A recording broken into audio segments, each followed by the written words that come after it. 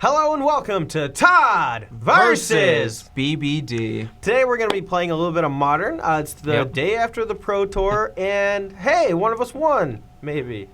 I won at least a match. Yeah, hopefully. No guarantees, but yeah. So we're filming this right before the Pro Tour. We aren't exactly sure what decks we're going to play, so we're kind of using this as a little bit of a testing grounds. BBD's playing a pretty sweet deck, which we'll get to in a second. I'm going to be playing Team or Twin, because I can't get away from that deck. I love it so much. The only new card in my deck is Jace, Architect of Thought, and I really just wanted to add a card to the deck that could draw a bunch of cards, and Jace also shuts down like a bunch of different decks. Like if your opponent is also a Deceiver, Exarch, Splinter Twin deck, you can shut down half of the combo that way.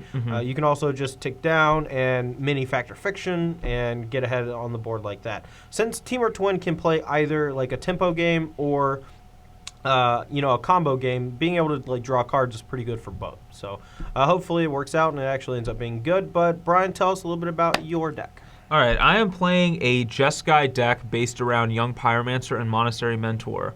So the idea is you cast a lot of spells and make a lot of tokens, and hopefully your opponent dies to those tokens. Yeah. All right, well, let's go and take a look at the deck and tell us about all the cards in it. All right, so to start things off, we have the creature base, which is Young Pyromancer and Monastery Mentor, and then a couple of Snapcasters, which I love Snapcaster Mage. Game. Yeah, definitely game. Game. And Snapcaster synergizes really well with both Mentor and Pyromancer as an additional spell, essentially, but also still a creature at the same time. Yeah, I mean, it sounds great in this deck. You have such a high density of cheap casting cost spells that just naturally makes Snapcaster perfect for this kind of a deck.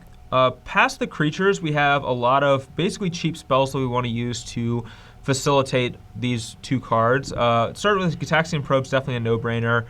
Being able to go Young Pyromancer Probe or Young Pyromancer Mentor Probe, it's just a pretty powerful start. And we also have access to Probe Snap Probe too, which is not that bad in some matchups as well. Yeah, I mean, he functions very similarly to Silvergill Adept in that regard, and against decks where you just absolutely have to put pressure on them, just being able to play him early, draw a card off of him, make sure you know what's going on in your opponent's hand is definitely a plus. Yeah, against something like Tron, that's probably a line where you might take sometimes.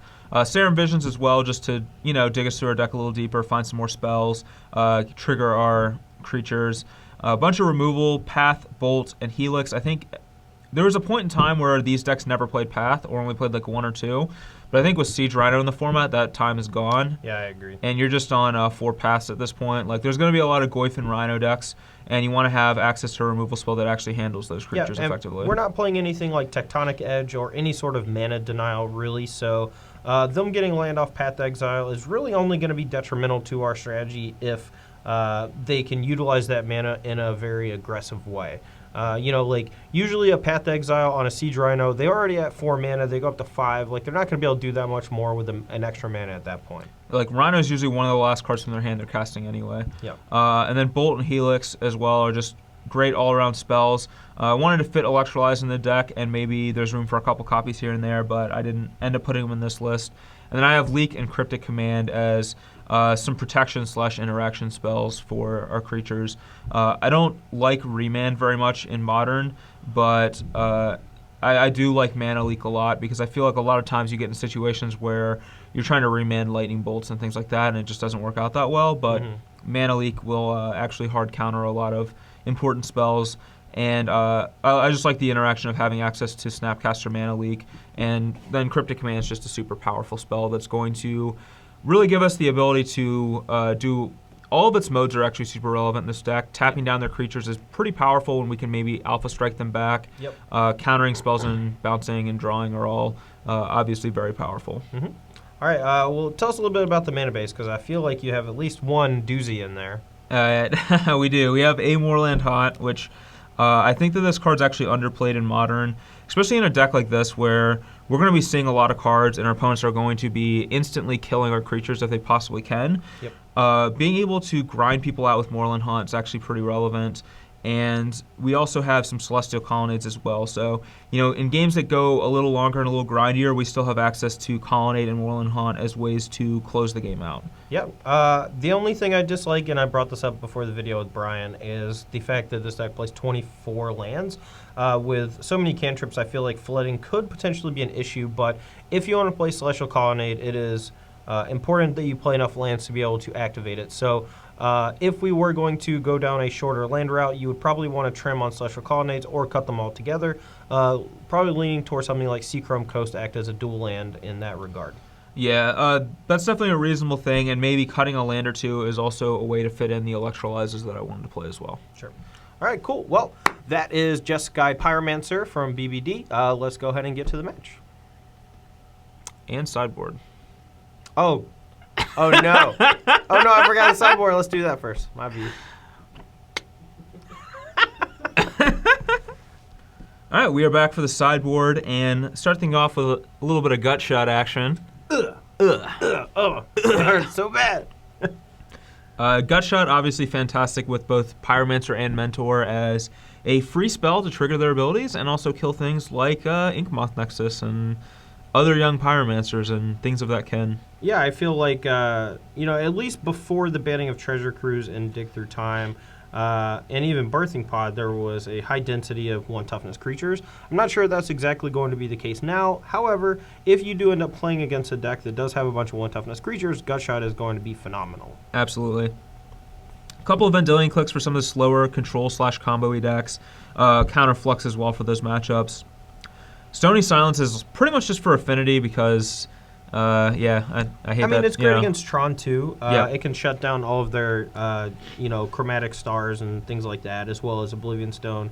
So it has some uses, but normally it just holds affinity in its tracks. So I think affinity is one of those decks where having a couple pieces of dedicated affinity hate in almost any deck is worth it. Yeah, it's great. I have a Disenchant, which should just be a Wear Tear. I won't even mince words on that. It should definitely just be a Wear Tear, but hey, you gotta do what you gotta do. Sometimes I don't know.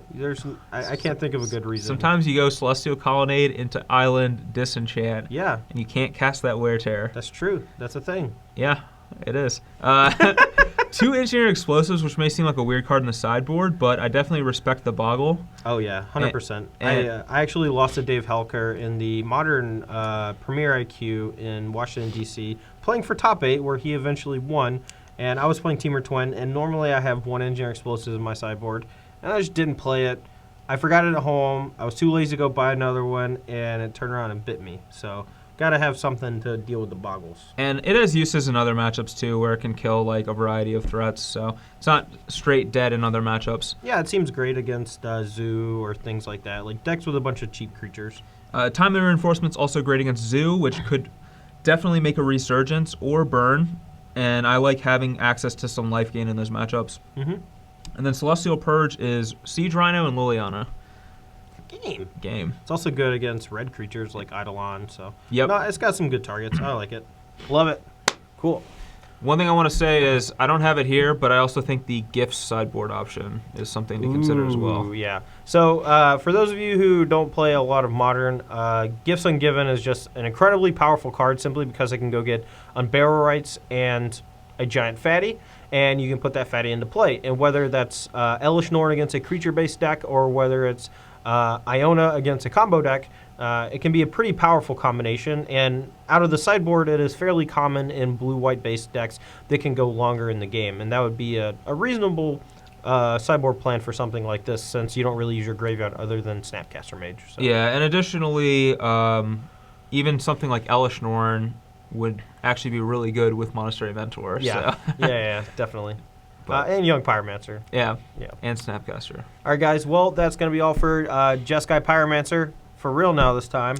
Let's go and get to the match and see who comes out on top. Oh, do we have something else? We have the extra sideboard. Oh, yeah. I forgot they let us start doing the extra 5-card sideboard. Yeah. That you keep in your pocket.